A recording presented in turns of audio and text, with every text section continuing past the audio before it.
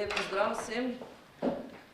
Zdaj, z razliko od koalicije in predsednika vlade, ki mislijo, da se lahko zdravstvena reforma oziroma zdravstveni problemi v zdravstvenem sistemu rešujejo na ulici, menimo v opoziciji oziroma v Slovenski demokratski stranki, da se zadeve rešujejo na vladi oziroma v parlamentu. In zato glede na neurejene oziroma katastrofalne razmere v zdravstvu predlagamo določena priporočila, ki jih naj sprejme Državni zbor v relaciji do vlade. In sicer, da Državni zbor Republike Slovenije pozove Vlado Republike Slovenije, da nemudoma predlaga spremembo zakona o javnem naročanju, s katerim ponovno uvede sistem referenčnih cen na področju nabave medicinskega materiala in tako cene medicinskega materiala približa cenam na evropskem trgu. Tisto pridobljena sredstva, razlika, ki sedaj odhaja v različne žepe, pa se sistemsko usmeri v odpravo plačnih nesorazmerij oziroma v odpravo čakalnih dob.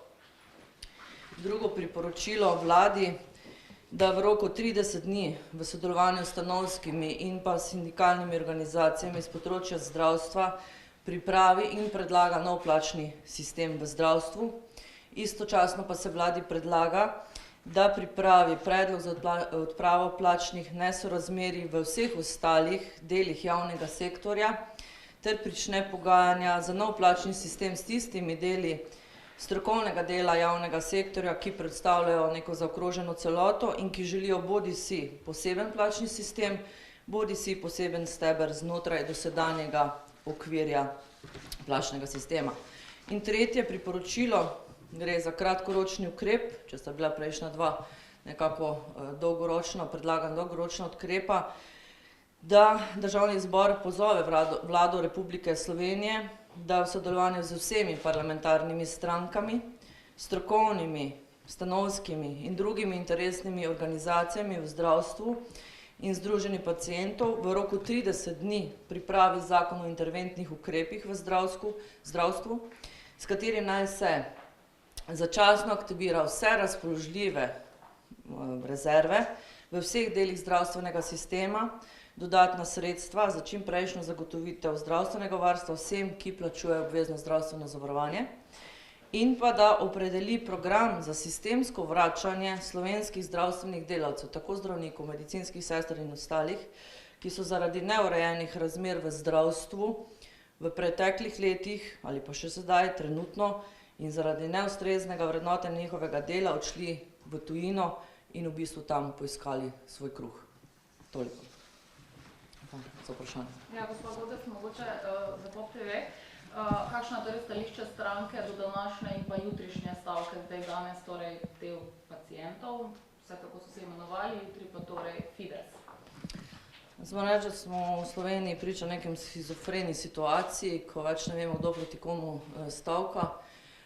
Minister Danijel Bešič Loredan je star maček v zdravstvu. Rešitve pozna že od leta 2013. Ima vso podporo predsednika vlade. V parlamentu ima koalicija strank Svoboda, SD in Levica 51 glasov.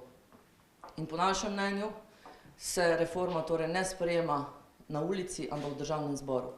Še enkrat poudarjam, 51 glasov v Državnem zboru, so podpora premierja ministru, minister je napovedal določene spremembe in smo jih pričakovali že davno nazaj, torej že, bom rekla, pred pol leta.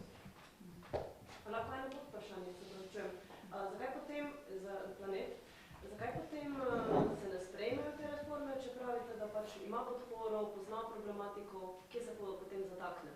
Verjetno vprašanje je to za ministra, ne, ampak... Po vaše, ko ocenjujete politično situacijo ta trenutek v državi? Tako sem rekla, zaradi...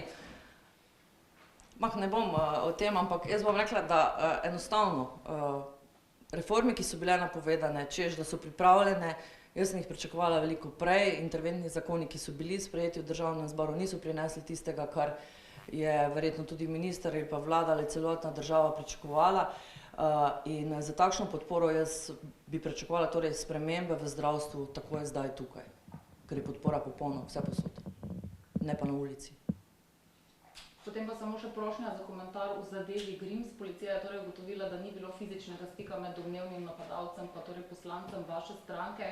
Kako ste vi sprejeli to informacijo, prvo ugotovitev policije znotraj stranke, ste se o tem karkoli pogovarjali, je mogoče gospod Grims vztraja pri tem, da naj bi torej bil vendarle fizično napaden? Odziv na to temo bo dan strani poslanske skupine še danes. Hvala.